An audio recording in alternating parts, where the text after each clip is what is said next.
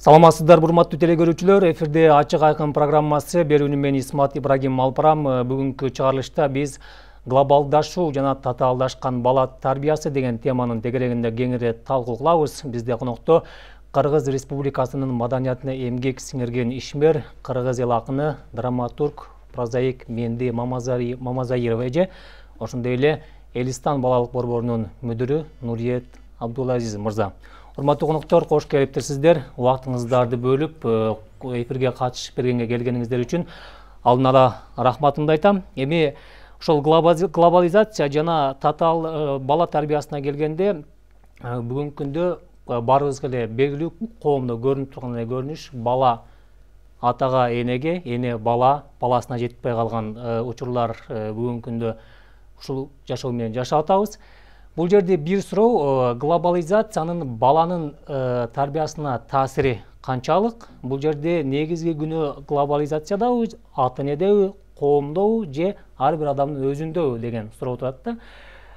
Менде же сизден сурасам, сиз кандай жооп берет элеңиз? Эми бул жерде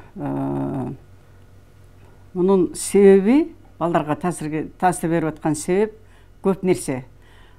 Глобализация, коом, ата эне, ошол азыркы болуп аткан окуялардын бардыгы балдарга таасирин, оң жана терс таасирин тийгизип келатат.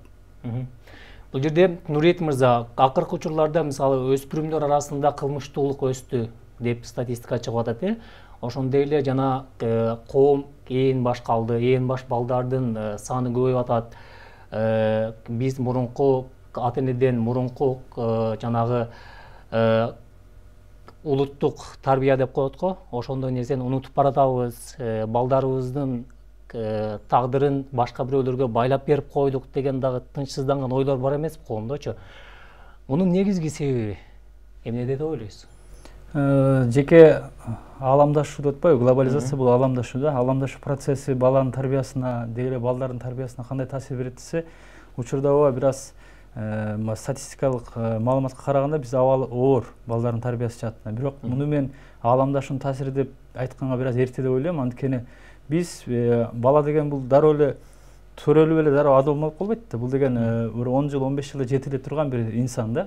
Демек биз 10-15 жыл мурда же 20 жыл мурунку абалыбыздын мөмөсүн эми көрүп атабыз. 20 жыл мурда эмне эле? Бизде каатчылык болчу, Советтер Союзунун курамынан чыккан өлкөбүз бар болчу, экономикалык жактан өтө артта болчу. Ошол менен элдин баары жапырт миграция сыртка чыгып кетти. Ошол сыртка чыгып кеткендин айынан балдар бир аз кароосуз калды. Тайэне, таята, чоң эненин колунда калды. Ошолордун тарбиядан, мээримден өксүк болгон өксүгүнүн натыйжасын, мөмөсүн эми көрүп атабыз биз. Ошо сиз айткан кылмыштуулук жана башка нерселер бул ошонун мөмөсү. Ал эми аламдашуунун могул бир чайнап келаткан экскаватор сымал чайнап келаткан бир чоң механизмдин натыйжасын биз дагы бир 15-20 жылдан көрөбүз. Бул өзүнчө андан да кооптуу болот. Биз эгерде учурда керектүү чараларды көрбөсөк, тарбия жаатында, анда биз мындан да оор бир акыбал бизди күтүп турат да. Менди айтсаңыз, азыр жана Нуриет мырза айткандай, жанагы ата энесинин мээриминен суусаган балдар бир эле Бишкекте эмес, айыл жергелеринде да бар да. Баары чоң ата, чоң энесине таштап, чет өлкөлөргө кетип калышты. Москвада жүргөндөрү ошол жакта Москванын тарбиясын алып атат. Орустардын идеологиясы менен чоңоюп атат. Эртеңки келечек кандай болот? Бул өзү өтө оор нерсе. Бул оор нерсе да. Себеби дегенде мына биз азыр тез аранын ичинде биз башатыбызга кайтпасак, андан чоң трагедияга кабылып атабыз, дагы кабылабыз. Анткени дегенде бул азыркы жаштарга жана башкаларга, кээ бир азыркы коомдун негизги мүчөлөрүнө, жаштар да эми бул эскиче болуп көрүнүшү мүмкүн. Бизде бир эле сөз бар эле, тарбия үйдөн башталат деген. Ал эми ошо тарбия үйдөн кандай башталса, мектепте да ошондой уланат. Ошондой эле ата эненин баланы тарбиялоодо биринчи ата эненин ролу өтө чоң. Биз баланы еврейлердей кылып бойго бүткөндөн түйүлдүк кезинен баштап тарбиялашыбыз керек. Мына еврейлер кандай кылган? Еврейлер булар дүйнөдөгү эң акылдуу калк деп айтып келебиз. Ошол түйүлдүк болгондон баштап жанагындай ачуу-пачуу ичпей, арак-сарак ичпей дегендей ушундай аялдар өздөрүнүн ден соолугун карап, баягы келечектеги төрөлүп адам боло турган баланын камын көрүшкөн эртелеп. Биз ошондой болбой калбадыбы азыр? Мына миграция бұл өте чоң кыргыздын коомуна алып келген чоң калаба болду, чоң трагедия болду. Бұл өзүнчө эми аны айтып отурсаң аябай чоң нерсе. Мен барынан дагы ошол бул эменин миграциянын зыяны биринчиден айылда калып ата энесин сагынган, апа мен сени сагындым деп чыгып атпайбы? Бул мындай болсо, экинчиден балдарын алып кетип тияктан билим берип окутуп чокутуп, ошол жактан бияка кайткысы келбеген кыргыздардын балдары өсүп атат. Мына бул жерде абдан маселе көп да. Ошондуктан биз деген бул катуу, азыртан катуу кармабасак, биз азыр кеч калдык. Азыртан катуу кармабасак, азыртан баланы үй бүлөдөн тарбиялап, ошондой эле коомдон балдар, мына үй бүлөдөн тарбияланган балдар бакчага барыш керек. Бакчадан талаптагыдай тарбия берип, анан мектептен тарбия берип, анан кийин ушундай кылып биз чыныгы чоң коомго даярдабасак балдарды, биз барынан кеч калабыз дагы, бизде келечекте чоң трагедияга айланабыз. Азыр эле трагедия. Нурет мырза, мына биз азыр бүгүнкү күндө сиз дагы эртең менен жумушка чыгасыз, кеч барабыз, мен дагы эртең менен жумушка чыгам, кеч барам, балдарыбызды көп көрбөй калып жатабыз да. Анан бул жерде мындайча айтканда биз алардын курсагын тойдурдук, бирок руханий жан дүйнөсү ачка калып атат да. Ушундай учурда мамлекеттик деңгээлде чоң бир программа болуш керек эле, бир багыт болуш керек эле, бир жол болуш керек эле. Сиз да көп жылдан бери ушул балдардын тарбиясы менен жүрөсүз. Сиздердин алтын жана Элистан деген борборуңуздарда тарбиялоо процесси кандай, жыйынтыктарын кандай көрүп жатасыздар? Мен учурда Элистан балалык борбору деп аталган мекеменин жетекчисимин. Ал жерде ошо атасы каза болгон бир канат кайрылган деп коет кыргызда. Ошол эркек балдар тарбиялайбыз, 10 жаштан өйдө балдарда. Анан бизде мындай акыркы учурда көп көрүп атам, мына балдарынын тарбиясына баягы эне жетишпей, азыр ата эне турсун, ата жокто эне сыртка чыгып, ата үйгө кирип эне болуп атпайбы? Ошо эне үйгө киргенде тарбия бере албай, анан көбүнчө Кыргызда чындыгында бизде бир 80% ушундай балдардын үйлөрү ушундай мекемелерге курсак ачып бага албай калгандыгынан эмес, ачарчылыктан эле эмес, тарбия бере албагандыгынан берет. Анткени бала деген эркек баланы бир аз кармаш кыйын. Анан бизде батыштын баягы психологиясы, философиясы негизинде, мисалы менде же өстө билет жакшы, бизде деле андай переходный возраст деп коет го, өткөл доор деген нерсе жок болчу. Буну биздин баягы акыркы 20 жылда буну көбөртүп жабыртып, буну балдардын мээсине да сиңирип, демек ата эне баягы өзүнүн баягы мындай айтмакчы жоопкерчилигинин жоктугуну, менин баламдын переходный возрасты бар экен деп, бала дагы менде ушундай возраст болуш керек экен, ушуну шылтоо кылып ата энени укпай койсом болот экен деген бир оору пайда болду. Анан биздин мекемеге ушу балдарды көп алып келет да, мен көп айтам, бул мекеме же бир медресеге тапшырса эле баланы бизде бир мындай алтын таякчы жок, волшебный палочка, монтип эле укмуш бир алтын бала кылып койгудачы. Бирок колдон келген аракет кылып атабыз. Биринчи жетишкендик биз мектепте окутканда мектеп мугалимдер айтат, сиздердин балдарыңыздар бирок тарбиясы дегенде, бизде тарбиячылардын көпчүлүгү эркек.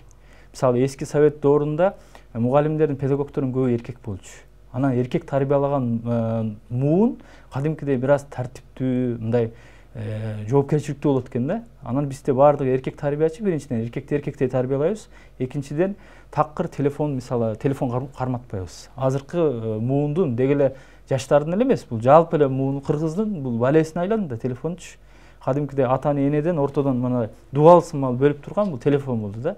Телефон тиктеп атада отурат, энеде отурат, балада отурат, ортосунда дуал турат да.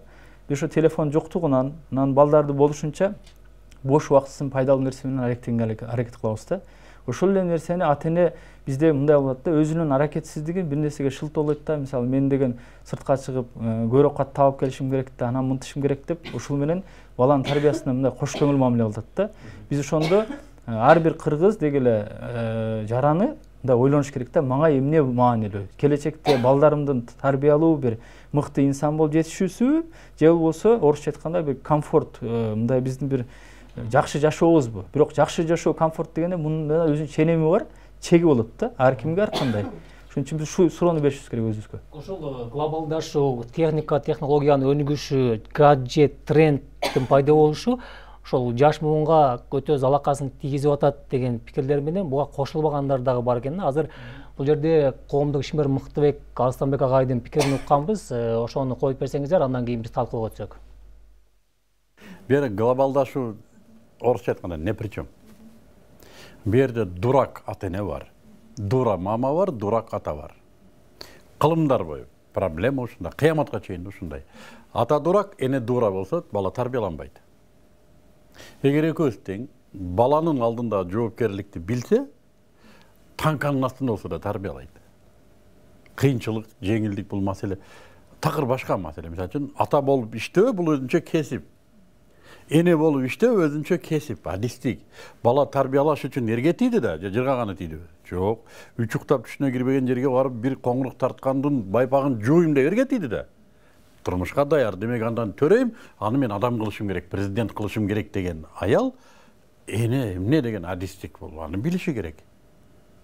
Ата үч уктап түшүнө кирбеген жерден бир кызды алып, аны багып, итке окшоп үйгө ар нерсени ташып келем деп үйлөнүп атат да. Демек, менден төрөлгөн баланы мен тарбиялашым керек.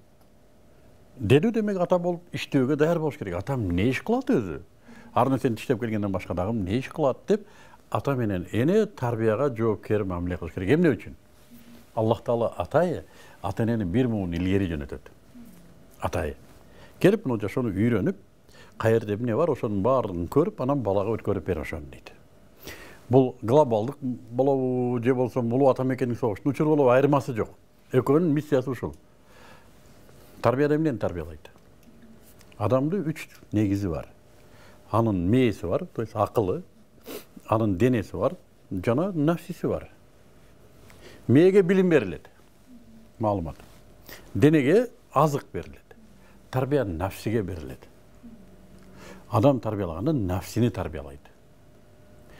А нафси биз жана маалымат берип койсок эле, жакшы мектепке берип койсок эле тарбияланбайт да. Себеби мектепте мээ алат маалыматты, нафси албайт. Нафси эненин мээрими, атанын күчү менен алынат. Бала куракта берилет. Түшүнүктүн 95%, 95%га жакын 5 жашка чейин берилет.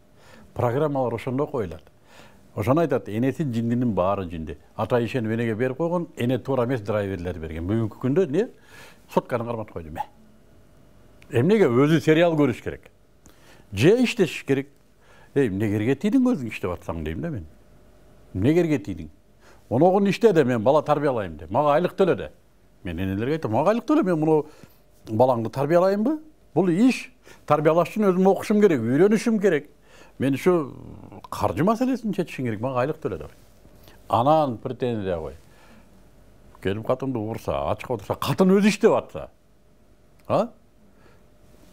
Кечинде бычак менен келет го, эт союп, кан тамып турат бычагынан. Ушундай аялдар бар. Мал сойгон аялдар пайда болду. Эт саткан. Ал аялдан кандай тарбия? Эне мээрим менен нафсиге өткөрөт. Бардык энени карайбыз. Эмнеге? Аламды энебиз менен тааныйбыз. Атабызды да энебиз менен тааныйбыз. Эне туура эмес кылып койсо, атаңды жаман көрүп каласың. Туурабы? Ушул эне мээримин башка жака берип атса. Ишке, шефке, балага эмне калды? Анан кайсы тарбия? Глобализация не при чем. Дурак ата бар, дура эне бар. Бул жерде Муктубек ага айтты, бул жерде глобалдашуу эч кандай маселе эмес, бул жерде жоопкерчилик ата энеде деген өзүнүн пикирин билдирди да. Менде же сиз кандай жооп айтасыз? Жок, бул жерде оюнубуз калабызбы, каалабайбызбы, ааламдашуунун тийгизген таасири өтө чоң. Себеби дегенде биздин муундагы тарбия такыр башка эле. Ал кезде азыркыдай мына техниканын жетишкендиги, азыркыдай сотка деген жанагы эмеде айфон дегендер жок эле. Биздин балдарыбыз жалаң китеп окуйт эле. Ал эми бул ушундай маал келгенден кийин каалабайбызбы, бул азыр дүйнө жүзүндө техника өсүп атпайбы? Бул келип атат. Келип ааламдашуу башталды. Бүт аалам менен биздин төгөрөктүн 4 бурчу менен биздин мамилебиз бар, алакабыз бар. Сөз таасир тиет да. Аны таптакыр жоюп койгого, аны тескери эме деп мындай кандай десем, танып койгого болбойт. Себеби дегенде ал жаныңда турат. Сенде болбосо, сен үй бүлөңдө болбосо жаныңда, көчөдөн үйрөнүшөт. Ошондуктан кандай болгондо дагы бул жерде эне менен атанын жоопкерчилиги өтө чоң. Сен балдарыңды тарбияла. Ошону дагы убагы менен көрсөт, сааты менен көрсөт. Биротоло жана сотканы, айфонду бар колуна берип койбо. Көбүнчө эле азыр жаштар эмне болуп атат, убактыбыз кетип атат деп эле өздөрү иш менен алек болот дагы балдарга берип коюп, чырылдатып жанагы 6-7 айлык балдар дагы кармап атат. Бул жерде ааламдашуунун тийгизген таасири өтө чоң. Ааламдашуу болгон үчүн адамдардын мүнөзү өзгөрдү, тарбиянын эмеси өзгөрдү, асылдуулуктар, баалуулуктардын баары өзгөрдү. Бул биз ошого карата даяр эмес экенбиз, биздин кыргыз коому. Ошону жакшы кабыл алып, жакшы пайдалуу жагына пайдаланбай атабыз. Эгерде биз даяр болгондо, биз мына баланы тарбиялаш үчүн ата-эне өзү тарбиялуу болуш керек деген нерсе абдан туура да. Ошондуктан азыр биз кеч калегибизде мына бийликтин, өкмөттүн, президенттин деңгээлинде тез аранын ичинде нерселерди ойлоп таап, мына билим берүү илим министрлиги тарабынан чоң нерсени жасаш керек. Мен айтып эле жүрөм, биз балдарды 2-3 жылдан бери эме кылып жүрөм, кыйкырып эле. Балдарды биз детсадтан, бала бакчадан тарбиялаш үчүн ошого жараша чыгарма, ошого балдардын мүнөзүн эме кылган көрсөткөн чыгарма дагы бул чоң нерсе болот. Мына орустарда кандай болуп атат? Ал эми бул ааламдашуунун таасири сөзсүз тиет. Биз өзүбүз кандай өзгөрдүк? Биздин мүнөзүбүз кандай өзгөрдү? Кыргыздар үйлөрүн кулпулачу беле? Кыргыздар акты сатчу беле?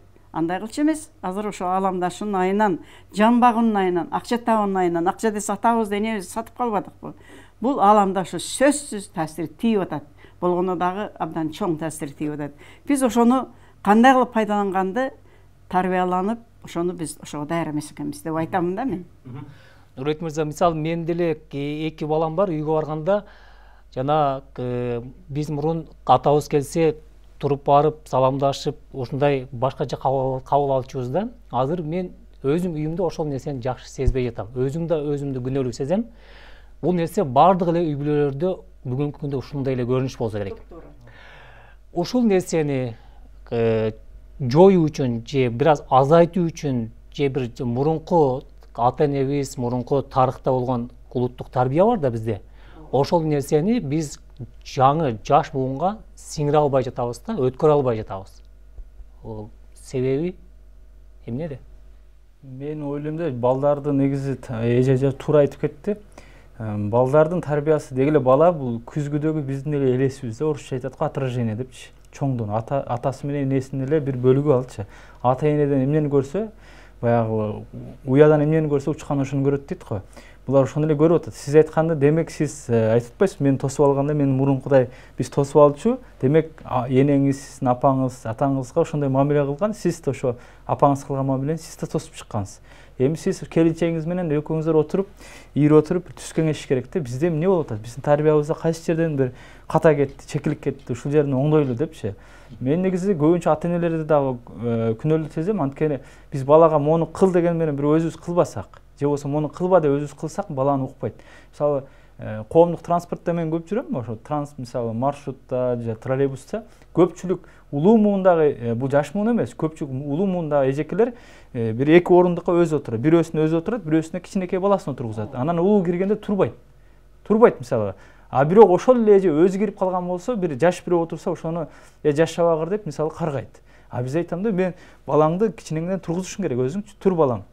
Сен жашсың, мен алдыма отур. Могул аксакал дегенге туруп бериш керек, бул улууга туруп бериш керек депчи. Өзү өрнөк болсо, бала 1-2 жол көргөндө атасынан кошо кылып аткан же энесинен, бала ошону кылат. Биз баягы мындай болот да, оозубузда тамекини алып буркуратып, анан балам тамеки чекпе дегенге эле барабар болот. Демек биз бир нерсени баладан талап кылбаш үчүн, ошол эле телефонду кармаба же китеп оку деш үчүн күндө кечке мал китеп окуу саатын кылыш керек анда. Өзүң кошо китеп окушуң керек. Балдардан 1 саат китеп окуган талап кылуу үчүн өзүң күндө 2 саат китеп окушуң керек. Анан өзүң кылбаган нерсени талап кылыш кыйын го менимче. Негизи эженикинен мен жалпы кошулуп кеткен нерсем, биз бир эле баланы эмес, биз коом тарбиялашыбыз керек болот. Коом тарбиясы өзү бузулуп баратат да. Коом тарбиясында ааламдашуу дегенде мен бул жерде агайга кошулбайм, мисалы мыкты агайга. Бул жерде айтпайбы, жинди энелер менен жинди аталардын проблемасы бар, башка көйгөй жок депчи, жок.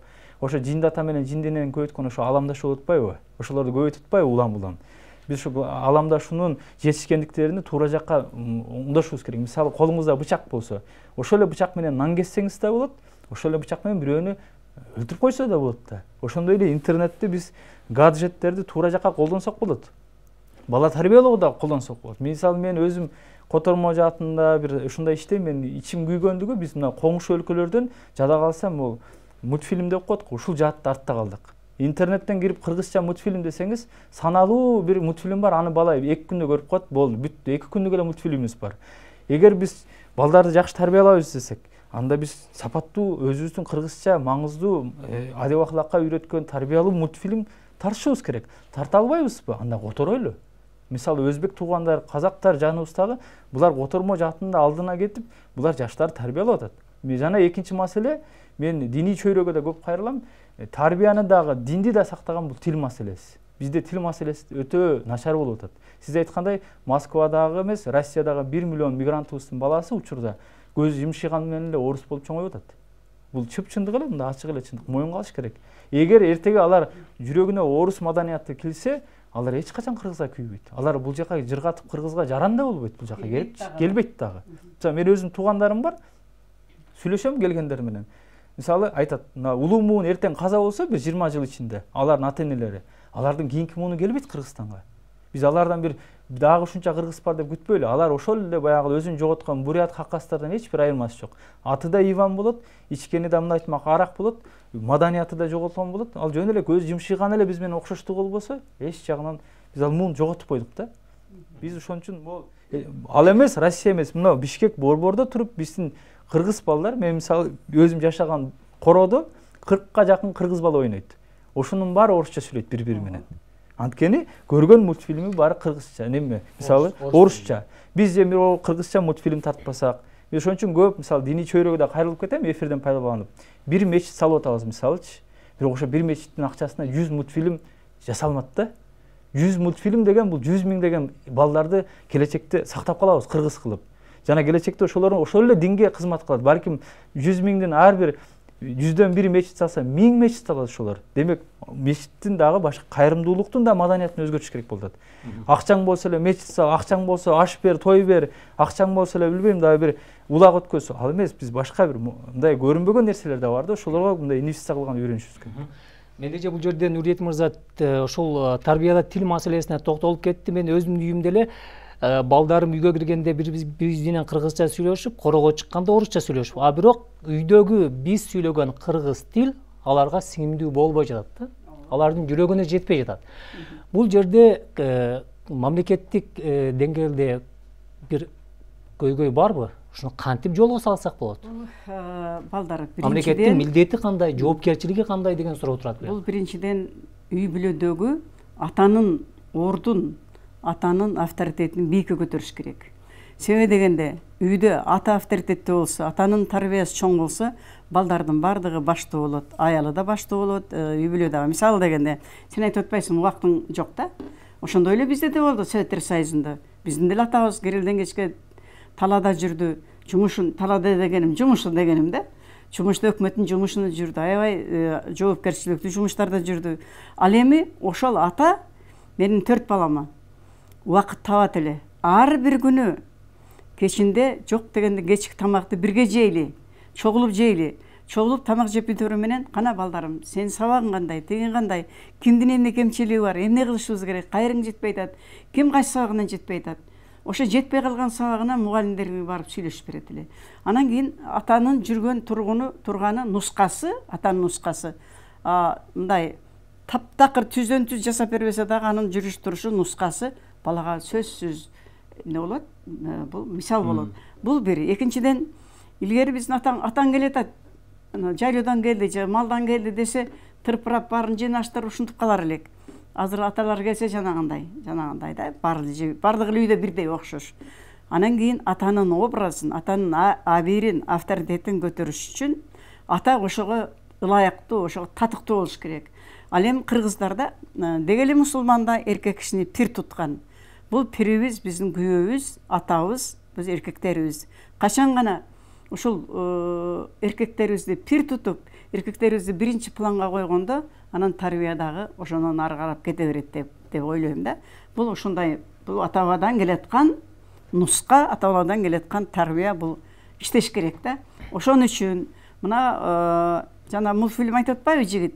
Мультфильмди айтып атпайсың. Ошондой эле мультфильм, ошондой эле чыгарма, балдар үчүн ырлар, кичинекей аңгемелер ушулар балдарга кам көрүш керек да. Баланы башынан дейт. Эмне үчүн ошондой деп айтат? Башынан тарбия сиңбеген, ана 17-18-ге чыкканда тарбия сиңет, ал эч качан сиңбейт. Бала качан 16-17-ге жанагы переходный периоддо формироваться этип мындай калыптанып калгандан кийин ал эч качан үйрөнбөйт анча нерсени. Бул баланы бала төрөлгөндөн баштап 7 жашка чейин тарбиялаш керек. Анын ал педагогка, элдик педагогкада да ушуну айтат, баягы салттуу педагогкада да ошону айтат. Баланы башынан деген сөз ушул. Ошон үчүн бул мамлекеттин деңгээлинде, илим билим министерствонун деңгээлинде баланы тарбиялоо жөнүндө чоң кам көргөн бир нерсе ойлоп таппаса болбойт. Түшүнүктүү. Бул жерде Нурбек мырза мына ошол бала тарбиясы дегенде акыркы учурларда балдардын укуктары деген аябай мындай элге чыккан, элге популярдуу кылып, элге сиңирген ушундай суроолор, ушундай сурамжылоолор, ошол багытты пропагандалаган көрүнүштөр дагы биздин коомдо бар да. Баланын укугу дегенчи, баланы какпашың керек, баланы сабабашың керек, бала билгенин жасаш керек, бала өз билгендей жашаш керек деген коомдо бир таңоолоо процесси бар да бизде. Бул жерде баланын укугу менен жоопкерчилик маселеси да бар да. Бул жерде сиз кандай деп ойлойсуз? Бизде ошол укук жагын жактагандар жоопкерчилик жагын тең алып кетип атабы? Жок, аны алып кете албай атат. Анткени мен бир тараптуу деп ойлойм. Мисалы ошол эле бизге ошол идеология келип аткан батыш деп коебуз, батыш өлкөлөрү АКШдагы демократия деген маселеди бул бир тыйын сымал болот да. Анын эки тарабы болот. Биринчиси укук, анан экинчиси жоопкерчилик. Жоопкерчилик биринчи кезекте болот. Андан кийин укук келет. Алгач жоопкерчиликти үйрөтөт коомдогу, анан укукту үйрөтөт да. Биз көбүнчө укук деп жоопкерчиликти унутпай эле баардык жерде бир эле бул тарбия жаатын эмес, билим берүү жааты болсун, тарбия жааты болсун, саясатыбыз болсун, маданиятыбыз болсун, дин жааты болсун, баардык жерде эле биз эркиндик деп өтө эле ашмалтайын чыгарып салдык. Жоопкерчилик болуш керек, сөзсүз. Ошол эле баланы эмне үчүн аны биз ойлонушубуз керек. Бизге келип аткан маданият Европада болот. Европада коэффициент рождаемости деп коет. Төрөлгөн балдардын саны өтө аз. Ошон үчүн бала бир үй бүлөдө көп болсо бир бала бар. Ошого ошолор ушундай укук берет. Ал бала алардын нация деп коет, улутунун урпак улоочулар да, ошолорго ошондой айыр мамиле жасайт. А биз болсо эгерде ушул нерсени көбөйтө берсек, балдардын укугу деп атып, мисалы батыштагыдай атам урушуп койсо телефон чалып атама арызданам, атам соттосун деген болсо, бара-бара биздин келечек муунда балалуу болууну каалаган жаштар азаят. Бул жаштар азаят кадимкидей, балалуу болгусу келбей калат. Бул деген биздин бул эме эле, Америкада мисалы 400 миллиондон ашык эл бар, же Кытайда 1,5 миллиард экен. Ал эми өзү 5-6 миллион таза кыргыз болгон жерде биз бат эле кырылып калабыз мындай болсок.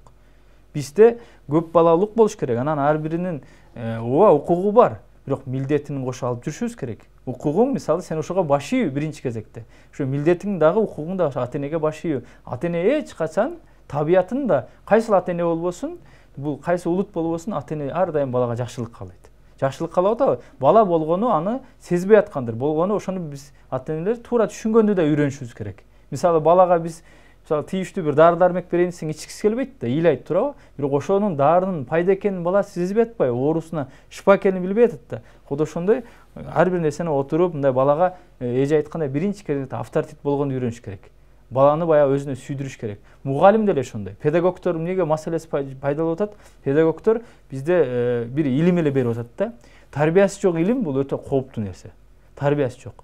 Тарбия биринчи болот, анан кооптуу экинчиси илим болот. Советтер Союзу ошо биз азыр коммунизм жаман деген менен Советтер Союзунда жада калса, тарбия өтө чоң маани берди. Ошол эле Ушинский же Макаренкалардын сөзүнө карасаңыз, мектептин биринчи милдети тарбия берүү деп аталчу. Ал эми биз азыр мектепти билим берүү мекемеси деп атап алдык өзүбүз дагы. Мен жада калсам азыр келбей калыптыр, билим берүү министрлигинин өкүлүнө биз сунушту бермекпиз. Совет доору жаңы түптөлгөндө Кыргыздарда агартуу министрлиги бар болчу. Билим берүү эмес болчу. Биз азыр билим берүү деп атаганда өтө улуу айтып алдык, чоң айтып алдык. Каяктагы билим азыр бизде? Билим эмес, агартпайлыбы биринчи балдарды? Кат сабатын жоюп, адам болгону үйрөтпөйлүбү? Бая бир педагогдун жакшы сөзү бар. Эгерде биз адам кылбасак, нечен деген илимдүү врачтардын мисалы дейт. Ошол эле 3-чү рейх Гитлердин убагында канча адамдарды газовый камерада өлтүргөндөрүн көрдүм. Канча деген билимдүү инженерлер ошондой адам өлтүрө турган чоң бир инструменттер жасаганын көрдүм дейт. Биринчи кезекте тарбия. биринчи кезекте адам болуш керек. Адам болгондон кийин анан билим болот. Бизде кыргызда жакшы сөз бар. Мен чоң энем көп айтчу, акылың бар, эсиң жок деп койчу. Мен таң кала берчүмүн. Кандай бул адамда акыл болсо, анан эси жок болуп калат. Көрсө акыл бул жөн эле неме экен, информация экен булчу. Информация экен, ал эми эс деген бул тажрыйба менен келе турган, көп нерсе менен кошо келе турган симбиоз нерсе экен да, аткаруу аркылуу келет экен. Бизде азыр коомубуз акылдуулар көбөйүп кетти. Бирок эстүүлөр жок болуп атат. Эстүүлөр өтө аз болуп атат. Эстүү деген ал башка маселе. Менде сиз мына уул муунун өкүлүсүз, бизге караганда турмуш тажрыйбаңыз чоң дегендей, анан биз башкачараак түшүнүшүбүз мүмкүн. Бул жерде сиз ошол басып өткөн жолуңузга мындай саресеп салып, азыр бүгүнкү күндөгү учурдагы мектептеги тарбия, ал жерде иштеген мугалимдердин, педагогдордун тарбиясы, алардын деңгээли, алып барып жаткан иш процесстери кандай, өзү кандай баа бересиз? Бизде ошол мектепке барганда эле биз бул эң биринчи мекен, ата мекен дегенди түшүндүк. Аны себебин айтып берейинби? Баргандан кийин бул мектеп бизге билим берчү мекеме. Муну партаны, досканы, дубалды, ал эмес борго чейин көздүн карагындай сакташ керек. Партаны деп үйрөттү. Ошол үйрөткөндө биз демек биз ошондон баштап буюмду, жанагындай өзүбүзгө керектүү нерсени, анан кийин ата мекенди сүйүү жөнүндө ырлар, аябай декламация айтырмай, кружок болмой. Демек биз ушунчалык дилгирленип, биздин ата журтубуз, колхозубуз, совхозубузду жакшы көрүп, туулган жерибизди жакшы көрүп, ушундай кылган, анан ыйман негизгиси. Ыйман болор эле. Ал эми азыр эмне болуп атат? Тетиги Россияда мугалими 8-класстагы баладан түрүп атпайбы? Бул эмне деген акмакчылык? Бул эмне деген ыймандын кеткени? Аны усактап атышат бул жерде сүйүү анан жана башка деп. Ал эми мугалим менен баланын ортосу ушунчалык ыйык. Биз мугалимдерибизди ата энебизден дагы бийик көрүп корккон күндөрүбүз бар эле. Бул коркуу деген, бул ыйба кылуу, айбыгуу деген сөз. Ошон үчүн биздин мугалимдер бизди жана Ленин айткандай окуу жана окуу, анан кийин жанагы карыган кемпирлерди барып жардам берүү. Не деген эмелер эле? Азыр кандай өзүңө ата энеңе жардам бербей качып жүргөн балдар бар. Бизде ушунчалык ушул идеология туура коюлган экен деп ойлойм да. Билим дагы, ыйман дагы, анан башка бирөөлөрдү сыйлоо, өзүңө кичини ызаттоо, чоңду сыйлоо, урматтоо. Мунун бардыгы биздин мээбизге сиңген. Ошондуктан анан жоопкерчилик катуу болгон. Азыр биздин муун эч нерседен кечикпей барат. Чакырып көрчү саат 9-га. 15 мүнөт калганда келет ошол жерде. Ал эми берки күткөнүм эле жаштар.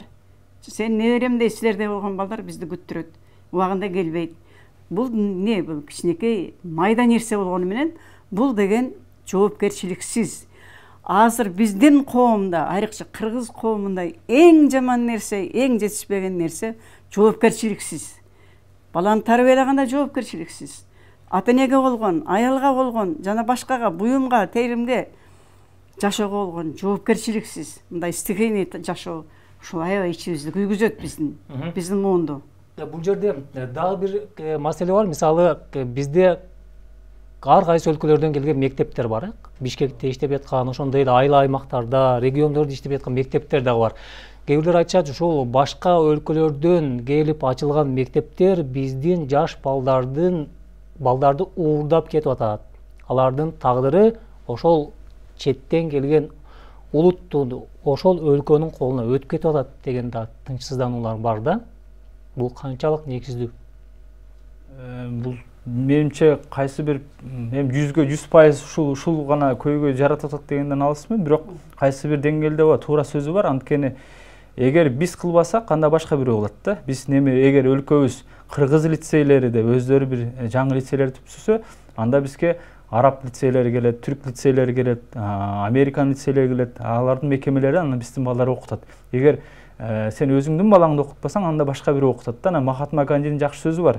Колонизаторлордон дагы алар тарбиялаган муун кооптуу депчи. Колонизаторлор кооптуу эмес. Алар дейт бүгүн басып келсе, эртең кетип калат экен.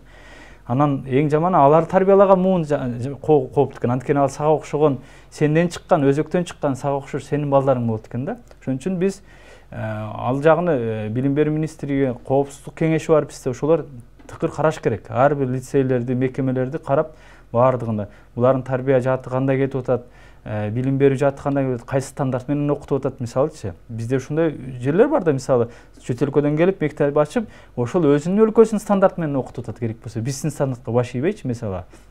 Ошолордун короосуна жада калса биздин мамлекеттик органдар кире албаган мектептер бар. Кирип текшере албаганчы ошондой.